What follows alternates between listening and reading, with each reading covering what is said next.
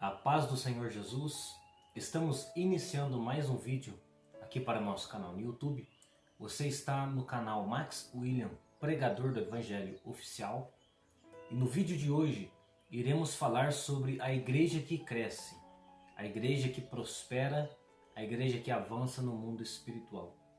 Se você clicou neste vídeo é porque você tem um interesse de descobrir como uma igreja cresce, como uma igreja ela avança.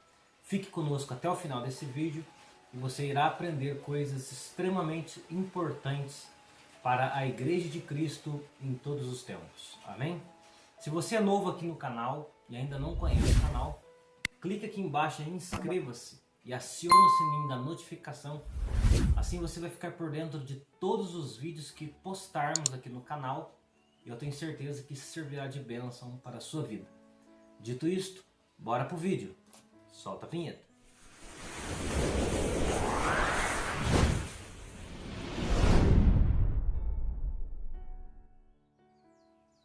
Amém? Meus queridos, falar sobre a igreja que cresce é falar sobre a igreja que trabalha da forma correta. O que é a igreja? A igreja é um organismo vivo, onde a cabeça é Cristo. Cristo é o comandante da igreja, é aquele que direciona, é aquele que conduz, é o guia, é o mestre, é o Senhor. Jesus é o Senhor da igreja. E quando nós dizemos que Jesus ele é o nosso Senhor, quando nós afirmamos que Ele é nosso Senhor, nós estamos nos colocando na posição de servos dele. E servo na Bíblia nada mais é do que escravo. E escravo não tem vontade própria. Servo não tem vontade própria. A vontade dele é a vontade do seu Senhor. A vontade do escravo é a vontade daquele que o comanda, daquele que é o seu Senhor. A igreja tem um Senhor. Este Senhor é Cristo. E por ele nós somos comandados. Disse Jesus que ele veio para fazer a vontade do Pai. E agora nós estamos aqui para fazer a vontade dele. Amém? Então a igreja é um organismo vivo que tem um comandante. Este comandante, ele é Cristo Jesus. Jesus é nosso comandante. Então o primeiro fator que torna uma igreja que cresce, que torna uma igreja capaz de crescer, de evoluir em todos os sentidos, é reconhecer que Cristo é o comandante. O pastor não é o comandante, o comandante máximo. O pastor não é o comandante. O obreiro não é o comandante. A irmã do círculo de oração não é a comandante. Quem comanda é Cristo. Cristo comanda cada crente. O sacerdócio universal está sobre a vida de cada crente. Cada crente é um sacerdote diante de Deus. Ele mesmo pode entrar diante da presença de Deus e sair da presença de Deus.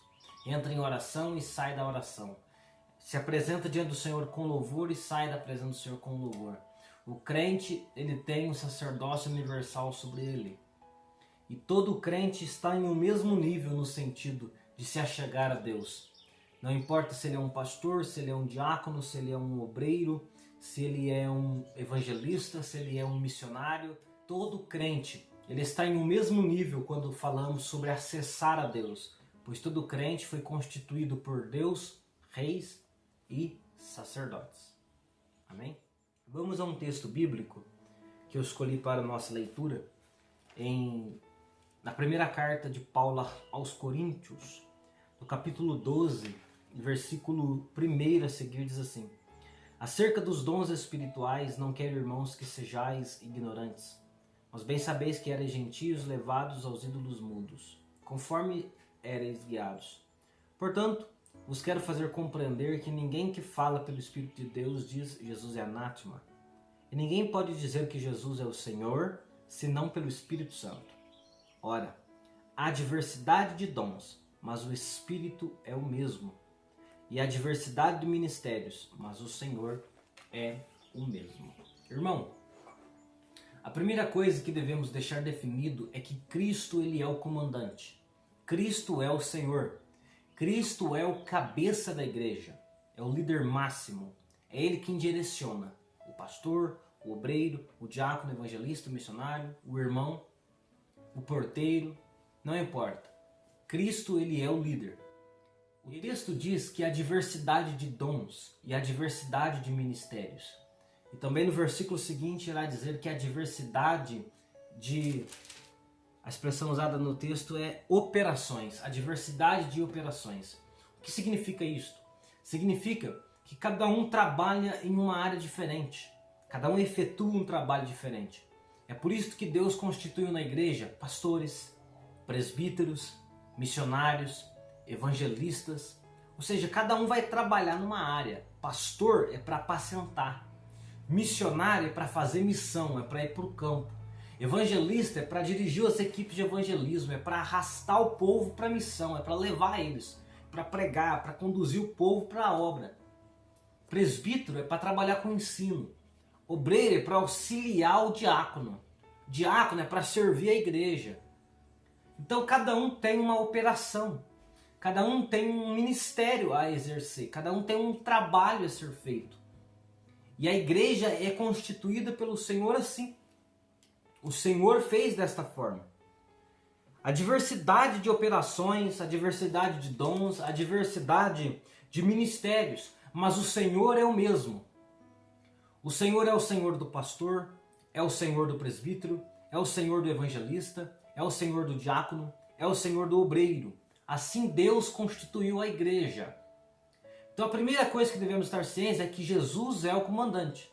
A segunda coisa que devemos estar cientes é que cada um foi chamado para uma coisa na igreja. Cada um foi chamado para exercer uma obra. Cada um foi chamado para exercer uma função.